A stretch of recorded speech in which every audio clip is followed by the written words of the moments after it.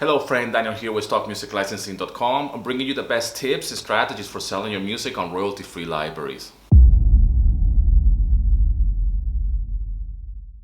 Now today I want to tell you the benefits of selling music on royalty-free library. Apart from the income that you can generate on the side, I want to give you a different perspective on how it has helped me become better as an artist, as a composer, and as an overall musician and producer. When I first got started in music licensing and selling music on royalty-free libraries, I started selling my music on Audio Jungle. Now, back then, I knew a lot about music. I knew a lot about music production, mixing. I'm a guitarist. So my background has always been in music. I've been involved in music, maybe like you. I've played in bands. I used to work in a recording studio, so I'm a sound engineer by trade. Little did I know that commercial music or selling music for royalty-free libraries is a completely different ball game. So I really had to study a little bit in terms of what this music is supposed to be doing. What am I supposed to compose here in order to help other people's project, which is the aim of music licensing or music for media in this case. When we compose music for media, what we're doing is composing music for somebody else's project, either it be a YouTube video, a podcast, a movie, a presentation.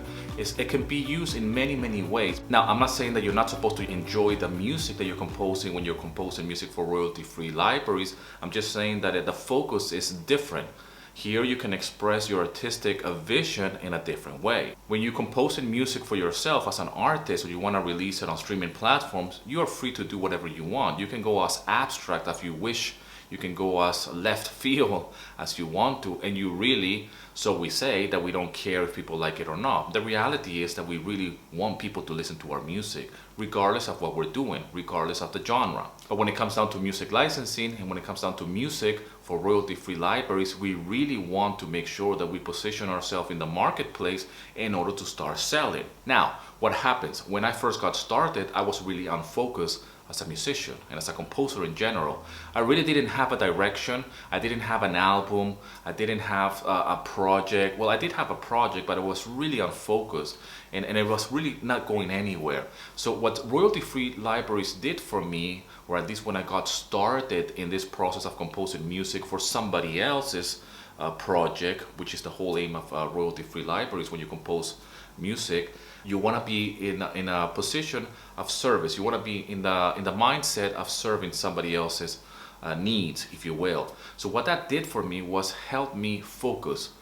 And I can't tell you how much more artistic freedom and expression I had because of it. So in a way, I was like retraining my brain, or the skills and abilities that I have for music composition and writing. What it did is just focus and say, I need to compose something within this framework in order to sell it in the marketplace.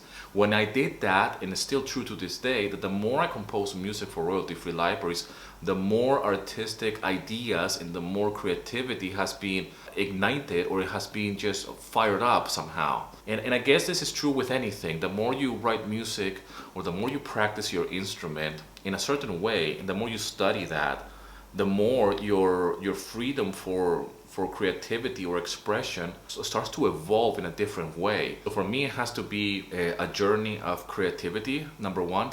Number two, a journey of how can I serve and help others in the marketplace, and grow a body of work online where I have to compose music in order to sell it. It doesn't get any more pragmatical than that. And really, how can I position myself in the marketplace and be of service to somebody else's project? So that has been my journey so far, and I wouldn't change it for the world. And that's why I'm so passionate about teaching other musicians to do the same thing. Now, you could be a musician that is in a band, you're doing tours, if you're able to tour where you live. We live in crazy times now because of this whole pandemic and restrictions. But you could be like my friends and colleagues, they are touring musicians, and they do as well music for licensing. They sell their music on royalty-free libraries. You could be a music teacher, a piano teacher, guitar teacher, and maybe you want to earn a side income with this, or go full-time eventually. This is a great opportunity for you to start selling music on royalty-free libraries. You could be a producer, okay? You could be a mixer or a producer in general of music, but you haven't sold anything on royalty-free libraries, so you haven't put your demos or your ideas in a way that you can package it and sell it on royalty-free libraries. This is a great idea as well. And I'm only sharing this with you because I come from those backgrounds. And when I stumbled across a royalty-free libraries, it gave me that other purpose, if you will, because of the income potential, but at the same time, how can I grow as an artist and as a producer in general? And in the process, I've become so much better as a writer, as a producer, as a mixer, and as an artist in general. If you would like to learn more about this, I've done a free workshop where I teach you how to earn between $500 to $1,000 per month on the side selling music on royalty-free libraries. Link in the description for that workshop. Go and watch it immediately. It's free of charge. All you need to do is input your email and watch that workshop where I'll teach you the strategies that I've used and my colleagues have used and all of my students have used in order to get to that income level. I love you all very much, and as always, rock and roll, and here's to your success.